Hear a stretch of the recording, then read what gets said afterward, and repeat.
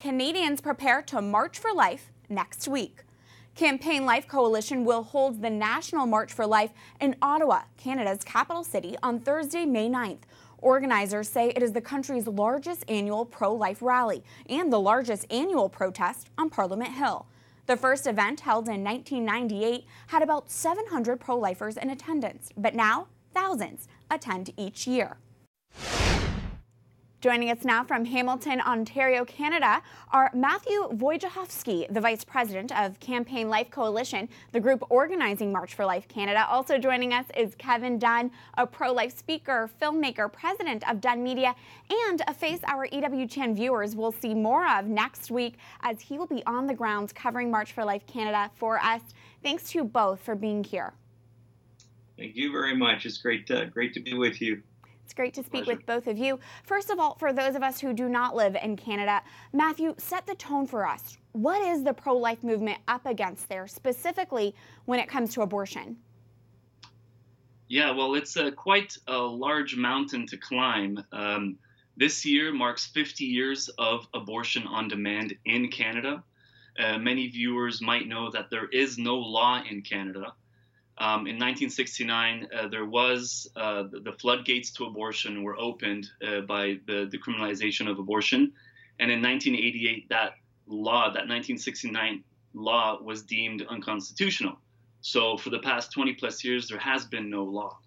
And, the pro-life movement's we've been fighting. We've been trying to raise awareness. We've been trying to elect solid men and women, pro-life men and women to office. It hasn't been easy, as many American pro-lifers may relate.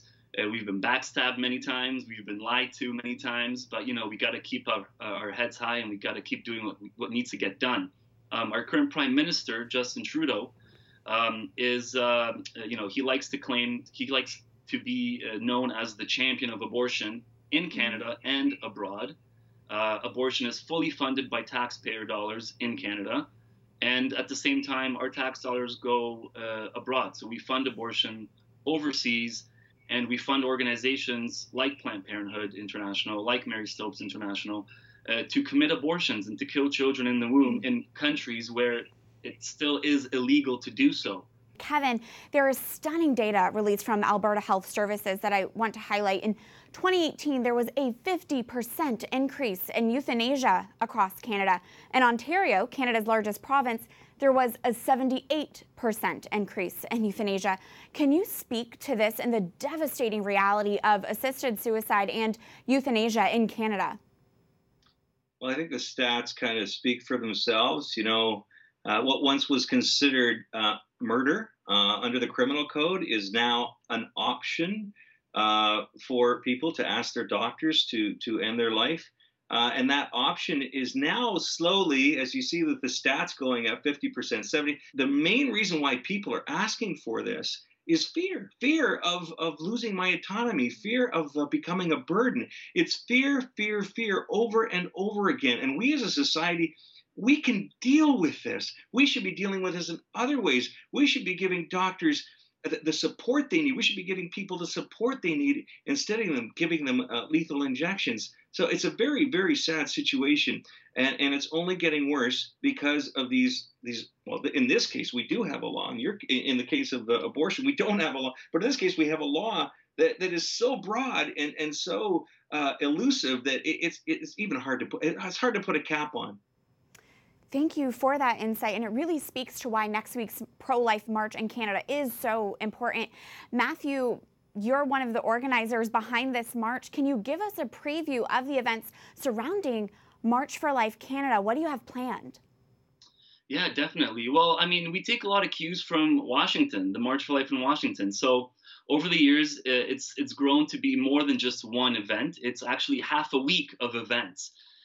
We have a candlelight vigil that takes place on the eve of the march at a human rights monument in Ottawa, in the nation's capital. It's more of a prayerful experience for the people who attend. And of course, the morning of the march, we have more than a dozen masses and church services across the city.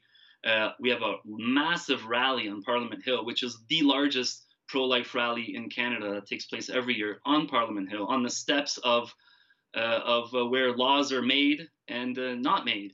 And we then have the march through downtown Ottawa. And that evening after the March for Life, we have the annual Rose Dinner, which we are extremely thrilled and excited about. This year, our keynote Rose Dinner speakers are the producers of the Gosnell film, which came out in the States a few months ago, Anne and Phelim. And then that same evening, we have a youth banquet. More than about 650 young people attend. And then the Friday is a full-day youth conference. We usually get about 800 to 1,000 teens and young adults. We have a lineup of great speakers, workshops, and whatnot. And this year in particular, we actually, just a few weeks ago, we started talking to the producers of the hit Unplanned that just came out in the States a few weeks ago. And as of pretty much Friday, we will be hosting a private screening of the film for the pro-life movement, for the leaders in the movement, for religious leaders and political leaders, to try to get them to see this movie, be inspired, and then help promote it in Canada. And Abby's coming up. And Abby is coming up. Abby Johnson is coming up along with some of the filmmakers and producers. Finally, Kevin, as I mentioned, you are a crucial part of our live March for Life Canada coverage next week. For our viewers who do not live in Canada, why is it important they still tune into this broadcast, in your opinion? Well, this is the problems here are the problems everywhere. You know, in Canada, it's 50 years now, unfettered access to abortion. We're seeing that those rights being challenged everywhere. Well, not everywhere in the world, but in a lot of the Western world for sure. And now that dollars are being funded from governments such as our own into places like Africa to force women into these situations, to coerce them into these. We shouldn't be doing that. We're exporting the worst of ourselves. So to understand what has happened here is very important for the rest of the world. We just have to be part of the solution and get out there and be that reason for help that person in an unplanned pregnancy, help that person who's feeling like their life isn't worth living anymore. Give them the reason for tomorrow. And that's our call. It's our call as Christians. It's our call as society. And hopefully we can learn some lessons from what's happened here in Canada. Absolutely. Thank you both for your pro-life leadership. Matthew Wojciechowski and Kevin Dunn. Thank you both. And Kevin, I'll see you next week. Sounds good. We'll see you then. See you later.